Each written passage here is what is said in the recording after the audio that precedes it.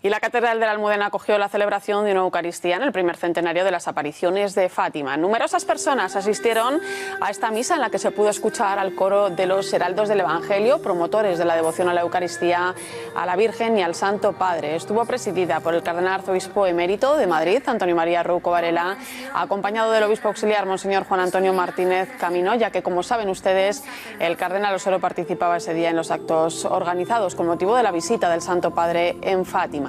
El obispo auxiliar señaló la importancia de esta celebración a los 100 años de la primera aparición de la Virgen a los 3 pastorcillos en Fátima, un pueblo de Portugal que entonces no conocía a nadie, para hablarles de las obras de Dios. En este sentido, monseñor Martínez Camino aseguró que el siglo de Fátima es un siglo de grandes obras de Dios, porque Jesucristo es el Señor de la gloria y de la historia.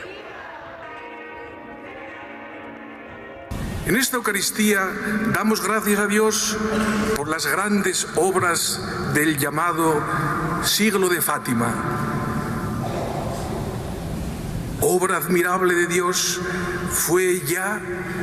que en 1917, cuando los jóvenes de Europa morían en las trincheras de la Primera Guerra Mundial,